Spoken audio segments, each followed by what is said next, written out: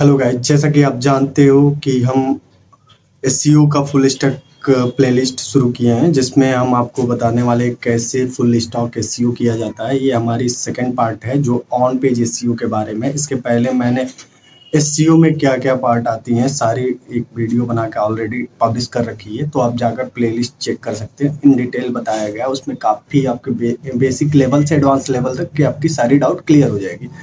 तो अभी next video का हमारा टॉपिक है ऑन पेज एसईओ। इसमें मैं पूरा आपको गाइड करूंगा कि कैसे ऑन पेज एसईओ किया जाता है, ऑन पेज एसईओ होता क्या है, कैसे ये किया जाता है, कैसे अप्लाई होता है, कैसे गूगल में इम्पैक्ट डालता है और कैसे रैंकिंग मिलती है।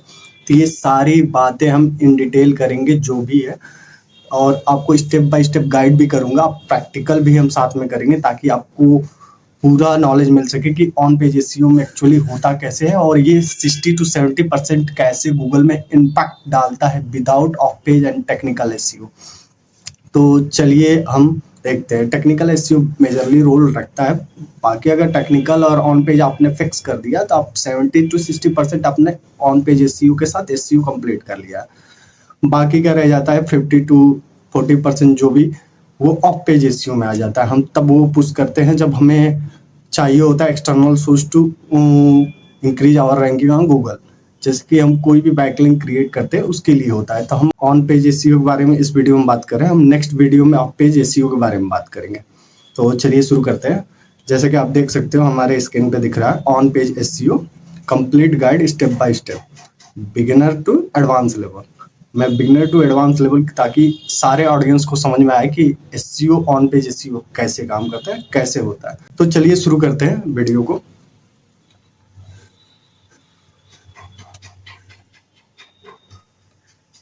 सबसे पहले हम जान लेते हैं इस ऑन पेज एसईओ में की पॉइंट क्या क्या होता है। ऑन पेज एसईओ के की पॉइंट मेन होते हैं। तो जैसे आप देख सकते हो, पहला हमारा की पॉइंट है search keyword, research keyword and properly placement. Keyword research करना और प्रॉपरली प्लेसमेंट एक मेन पॉइंट होता है। जो हम ब्लॉग तैयार या किसी पेज या किसी भी वेबसाइट ब्लॉग का पेज हम क्रिएट करते हैं, तब ये प्लेसमेंट होती है। जब हम कीवर्ड रिसर्च करते हैं किस टॉपिक पे हमें क्रिएट करना है और किस पे हमें ब्लॉग बनाना है, कहाँ से ट्रैफिक ज़्यादा आ रही है, तो ये सारे सर्चेज होती है, रिसर्च होता है, R&D होती है। तो वो हम सेमरस, एचआरएफ और भी सारे बहुत सारे टूल्स अवेलेबल है, उबर सजेस्ट, ये सारे टूल्स यूज करके हम वहाँ पे अपने कीवर्ड्स को ऐड करते हैं और रिसर्च करते हैं, और गूगल में भी जाकर कीवर्ड्स को प्लेस करके देखते हैं कौन कौन सी वेबसाइट टॉप पे रैंक कर रही है। अकॉर्डिंगली उसके हम अपने पेज को कंपेयर करके बनाते हैं। और ये सारे पॉइंट जो भी मैंने इसमें लिस्ट बना रखे हैं, 15 पॉइंट के लिस्ट आप देख सकते हो, जो ऑन पेज एसईओ का सबसे जरूरी पार्ट होता है, जो रैंकिंग के लिए सबसे इंपॉर्टेंट होता है। तो शुरू करते हैं सर। पहला हमें कीवर्ड रिसर्च करना होगा एंड प्रॉपरली प्लेसमेंट करना होगा। दूसरा कौन सा की पॉइंट होता है, मैं की पॉइंट धीरे धीरे बता देता हूँ, उसके बाद हम धीरे धीरे सारी चीज़ों पे चलते जाएंगे। तो की पॉइंट हमारा देख लेते हैं, keyword research and properly placement. Title tag होता है, उसके बाद टाइटल जो भी हम किसी भी ब्लॉग पोस्ट या किसी पेज या सर्विस पेज, किसी चीज़ का पेज क्रिएट करते हो, तो वहाँ पे हमें सबसे पहले चाहिए होता है टाइटल। टाइटल हमारा मेनली 60 to 70 कैरेक्टर का होता है। इससे ज़्यादा टाइटल रखने पे वे विजुअल नहीं होता है, बाकी सर्च रिजल्ट में दिखता है, लेकिन रैंकिंग में ये थोड़ा इम्पैक्ट देता है। तो फोकस करें ताकि आपकी जो भी कीवर्ड हो और मेन कीवर्ड जो भी आप लिख रहे हो टाइटल में, वो 60 to 70 कैरेक्टर के अंदर ही होना चाहिए। फिर आता है वहाँ मेटा डिस्क्रिप्शन। मेटा डिस्क्रिप्शन वो डिस्क्रिप्शन होता है जो गूगल के नीचे, टाइटल के नीचे दिखाया जाता है। तो उसके लिए मेटा डिस्क्रिप्शन के लिए हमें कितने कैरेक्टर चाहिए होंगे, क्या क्या हम प्लेस करते हैं। तो चलिए मैं दिखा देता हूँ आपको एक बार टाइटल क्या होता है और डिस्क्रिप्शन क्या होता है। जैसे कि मैं सर्च कर लेता हूँ, सैलरी स्मार्ट सेव। जैसा कि आप देख पा रहे हो, ये इसकी टाइटल है और ये इसका मेटा डिस्क्रिप्शन है। सिमिलरली आप यहाँ पे देख सकते हो, ये इसका टाइटल है और ये इसका मेटा डिस्क्रिप्शन है। ये दोनों मेन पॉइंट होते हैं जहां पर हमें अपने कीवर्ड को प्लेस करना जरूरी होता है, जो यूजर सर्च करता है जनरली सर्च इंजन के ऊपर। तो ये मेजरली हमें करना ही करना होता है, और मेन प्लेसमेंट हमारे कीवर्ड का मेन फोकस कीवर्ड जो होता है उसे प्लेस करना होता है यहाँ। और इसकी लेंथ क्या होती है, मेटा डिस्क्रिप्शन की लेंथ होती है 155 टू 160 कैरेक्टर। थोड़े ऊपर नीचे कर सकते हो, लेकिन ये बेसिक सा है, और इससे ज़्यादा आप करते हो तो थोड़ा इम्पैक्ट कम हो सकता है, क्योंकि गूगल की भी कोई पॉलिसी है कि कुछ पॉलिसी मतलब कि विजिबिलिटी की कुछ पॉलिसी है, जिसको कुछ चीज़ें विजिबल करा सकता है, कुछ चीज़ें विजिबल नहीं करा सकता है। अगर कैरेक्टर का लेंथ आप बढ़ाते हो तो वो विजिबल नहीं करा सकता, उसका एक बॉक्स बना हुआ है सर्च रिजल्ट का जो वहाँ तक विजिबल होता है। तो यूजर को विजुअल नहीं होता जो कंटेंट, तो गूगल उसको अनरिलेट करता है, थोड़ा सा कम प्रायोरिटी देता है। इसलिए हमें कैरेक्टर का लिमिट रखना ही रखना है। तो फोर्थ पॉइंट हमारा है clean and SEO friendly URL. तो क्लीन और एसईओ फ्रेंडली यूआरएल क्या होता है, तो मतलब कि कुछ भी रैंडम यूआरएल आपको देखते हो .com या /service/blog, फिर रैंडम कुछ ऐड होते हैं, तो वो जनरली यूज़र फ्रेंडली यूआरएल नहीं होते हैं। तो आपको यूज़र फ्रेंडली यूआरएल कैसे ऐड करना है, यूज़र फ्रेंडली यूआरएल ऐसे होता है कि जैसे आप ब्लॉग कोई भी ऐड करते हो, जैसे सैलरी स्मार्ट सेव ऐप है, तो इसका सैलरी स्मार्ट सेव ऐप, ये एक यूज़र फ्रेंडली यूआरएल है, जो आप यूज़र फ्रेंडली कह सकते हो, एसईओ फ्रेंडली कह सकते हो, बहुत है। तो SEO friendly in the sense ये ईजिली गूगल के क्रॉलर द्वारा क्रॉल किया जा सकता है। क्रॉलर आकर इसको समझ सकता है कि इस ऐप के बारे में या इस चीज़ के बारे में, किस चीज़ के बारे में बताया गया है यूआरएल में, और उसमें मेन कीवर्ड क्या है। Main keyword salary smart save app है, ये पूरे फोकस होके इसी पे बना है। तो और इस पे फ्रेंडली यूआरएल आप देख सकते हो, एसईओ फ्रेंडली यूआरएल है।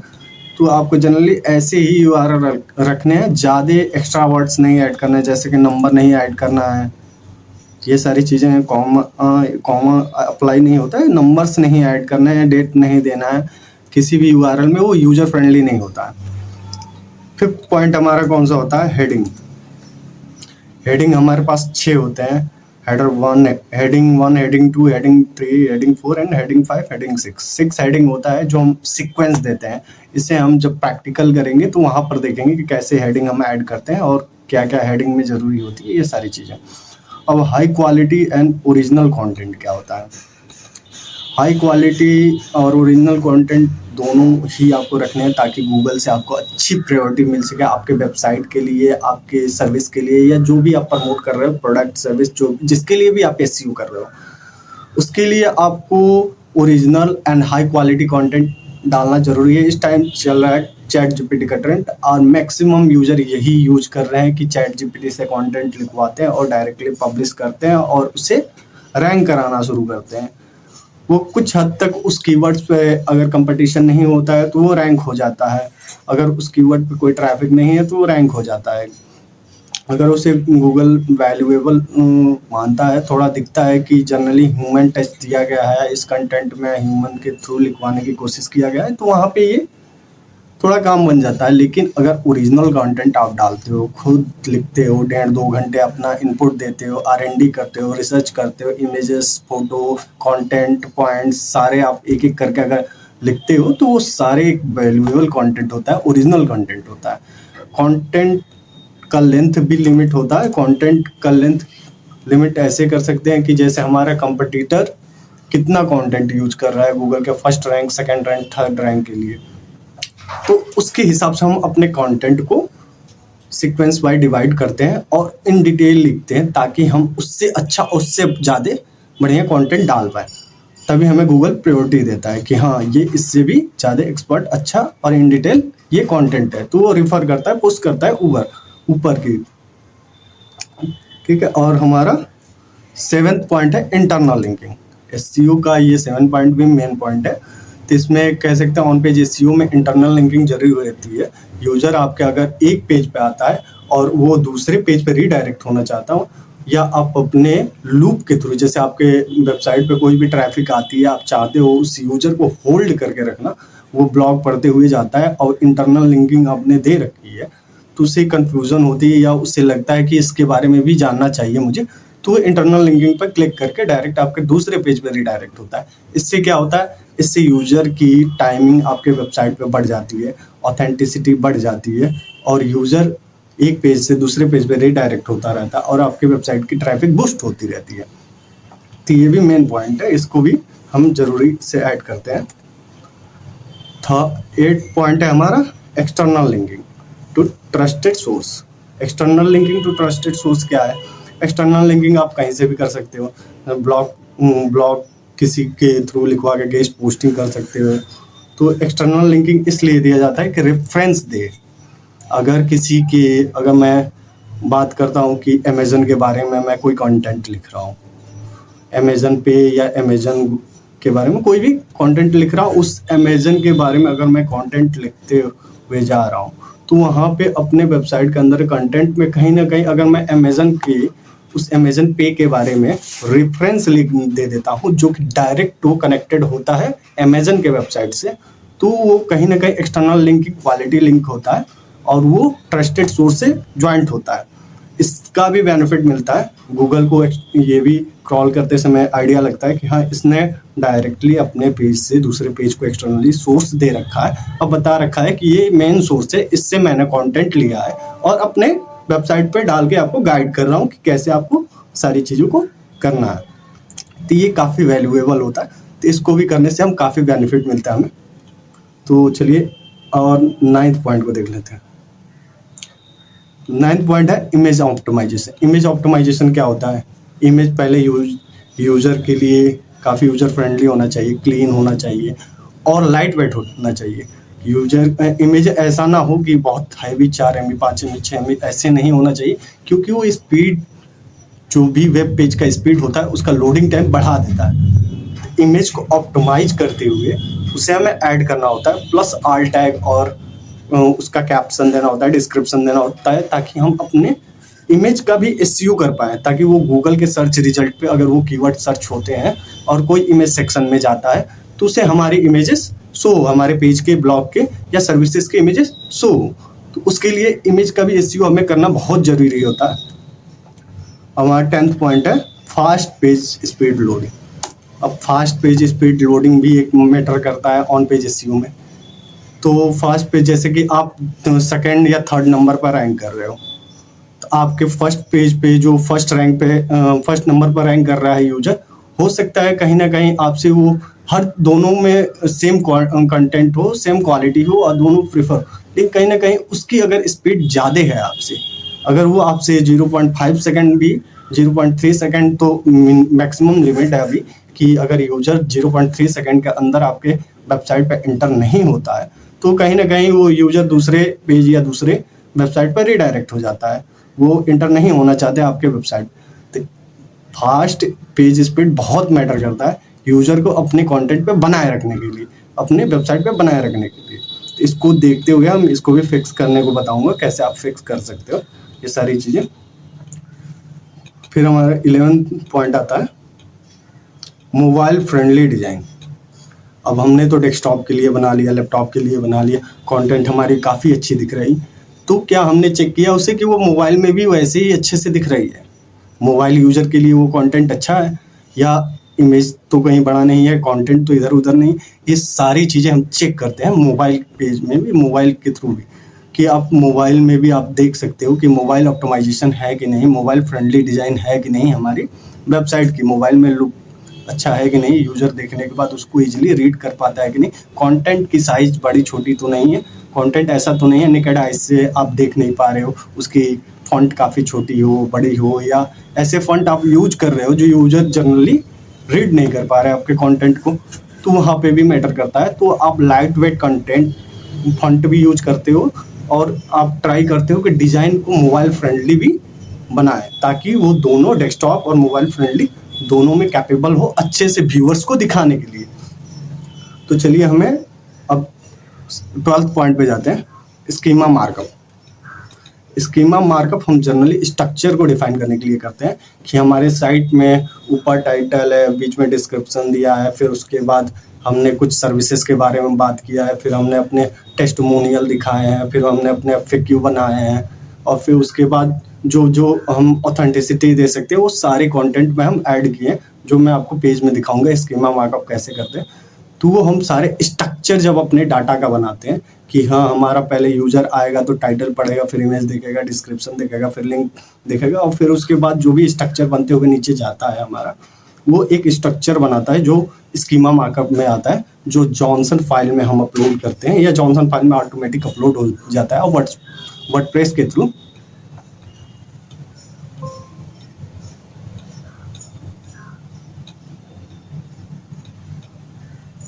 जॉनसन फाइल में अपडेट हो जाता है जो कि वर्डप्रेस के थ्रू। तो वहाँ से इसको काफ़ी अच्छा गूगल को रेफरेंस मिल जाता है कि हाँ ये पेज जो है एक स्ट्रक्चर वाइज है। स्ट्रक्चर वाइज मतलब यूजर को स्ट्रक्चरली गाइड कर रहा है कि आपको किस स्टेप पर जाना है, फिर किस स्टेप पे जाना है, फिर किस स्टेप पे जाना है, ये प्रॉपर गाइड करता है। ये क्रॉलर को भी गाइड करता है। ये हमारे लिए जनरली नहीं होता है, हमारे लिए जो भी हम ऊपर से फ्रंट एंड पे करते हैं वो हमारे लिए होता है, ये क्रॉलर के लिए होता है। क्रॉलर इसको पढ़ के समझता है कि इसको कितना इंपॉर्टेंस देना है, इस पेज को कितना इंपॉर्टेंस देना है। हमारा 13 पॉइंट आ जाता है गुड यूजर एक्सपीरियंस, UI। जो UI भी होता है बहुत इस टाइम मेजर कर रहा है, इम्पैक्ट दे रहा है, क्योंकि जिस वेबसाइट की थोड़ी सी UI लो क्वालिटी रहती है वहाँ पे यूजर के ट्रस्ट भी थोड़ा सा लो रहता है, और जहाँ पे यूजर को हाई क्वालिटी अच्छी UI UX मिलता है, देखने को डिज़ाइन मिलती है, अच्छी अच्छी डिज़ाइन ग्राफिक्स मिलता है, यूजर अट्रैक्ट होता है। जनरली वहाँ पे थोड़ा और टाइम एक्सपेंड करने की कोशिश करता है, वहाँ पे और जनरली यूजर टाइम देता है। तो यहाँ पे बहुत ज़्यादा ये भी मैटर करता है। तो अपना जो भी वेबसाइट ऐप या जो भी आप डेवलप कर रहे हो तो उसका UI UX जरूर चेक करें ताकि वो यूजर फ्रेंडली है कि नहीं। हमारा 14th पॉइंट आता है content freshness and regular update. अब ये भी एक पॉइंट है कि अब कंटेंट को भाई आपने तो अपडेट किया, आपने गूगल पे रैंक भी करा दिया, फर्स्ट रैंक पे आ भी गया, आप वहाँ से ट्रैफिक भी ला रहे हो 10,000 20,000 1 लाख या 1 मिलियन, जैसे भी आप ट्रैफिक जिस कीवर्ड पे भी आपने रैंक कराया वहाँ से लेकर आ रहे हो। लेकिन क्या वो कंटेंट फिर वो ऐसे फर्स्ट रैंक पे रैंक करता रहेगा? नहीं, ये कंटेंट फर्स्ट रैंक पे रैंक करता तब तक ही रहेगा जब तक आपका कंपटीटर आपसे आगे ना निकल जाए। तो हमें यहाँ रेगुलर अगर कंटेंट में कोई अपडेट आता है हमारे वेबसाइट, या जैसे कि मैंने बताया अमेजन पे के बारे में हम अगर लिख रहे हैं तो अमेजन पे में कुछ अपडेट आता है तो हमें अपने कंटेंट पे अपडेट करना है उस चीज़ों को, ताकि हम अपने यूजर को अपडेटेड वर्जन भी कंटेंट का देते रहें। रेगुलर अपडेट करने से ये होता है कि रेगुलर मतलब वीक में, मंथ में या 2 मंथ में ऐसे आप अपडेट कर सकते हो अपने कंटेंट को। इससे गूगल को थोड़ी सी प्रायोरिटी मिल जाती है, अरे इस पेज पे भी काम हो रहा है अभी, तो गूगल दोबारा जब आता है गूगल का क्रॉलर तब वहाँ से वो देखता है कि क्या क्या चीज़ें अपडेट हुई, फिर वो लिस्ट करता है, फिर वो पुश करता है। तो इस हिसाब से वो और आपके कंटेंट को पुश करता है गूगल के रैंक पे आगे ले जाने के लिए। हमारा फिर आता है EEAT, 8 जिसे कहते हैं एक्सपीरियंस, एक्सपर्टीज, अथॉरिटी एंड ट्रस्टवर्दनेस। तो ये क्या है, ये 8 क्यों आता है? 8 उन लोगों के लिए होता है जो जनरली एक जेन्युइन कंटेंट देते हैं। जैसे कि मेडिकल लाइन में अगर कहा जाए तो मेडिकल लाइन में कोई भी कंटेंट है, मैं डिजिटल मार्केटर होकर मेडिकल लाइन के बारे में कंटेंट लिखता हूँ अगर, तो मुझे उतना प्रायोरिटी नहीं मिलेगा। अगर कोई डॉक्टर उसी कंटेंट को लिखता है किसी चीज़ के, मैं फीवर के बारे में लिखता हूँ और मैं लिखकर पूरा अपने पेज पे वेबसाइट पे डाल दिया जनरली, और उसके बाद अगर कोई वही अगर डॉक्टर लिखता है तो उसकी कंटेंट को ज़्यादा प्रायोरिटी मिलेगा क्योंकि उसके पास एक्सपर्टीज है उस लेवल की, क्योंकि वो डॉक्टर है, मैं एक डिजिटल मार्केटर। तो उन दोनों में अंतर हो जाती है। तो एक्सपर्टीज किसकी है, कौन किस कंटेंट के बारे में लिख रहा है, उसको भी मैटर करता है। तो 8 इसीलिए रिस्पॉन्सिबल होता है कि किस पेजेस को कितना प्रायोरिटी देना है और किस एक्सपर्टीज के हिसाब से रैंक देना है इसे। तो चलिए अब हम ये मेन पॉइंट तो कवर कर लिया गाइस। आई होप ये वीडियो आपको अच्छी लगी होगी। इस वीडियो का लेंथ काफ़ी ज़्यादा हो रहा था तो इसलिए मैंने इस वीडियो का थ्योरेटिकल पार्ट और प्रैक्टिकल पार्ट अलग कर दिया। तो अभी जो आपने देखा वो थ्योरेटिकल पार्ट थी, और मिलते हैं नेक्स्ट पार्ट में जो कि होगी हमारी प्रैक्टिकल पार्ट। उसमें हम आपको लाइव करके दिखाएंगे कि कैसे ये सारे 15 पॉइंट्स हम कैप्चर करते हैं अपने पोस्ट या आर्टिकल को लिखने में, गूगल में रैंक कराने के लिए। तो तब तक के लिए धन्यवाद। चलिए मिलते हैं नेक्स्ट वीडियो में।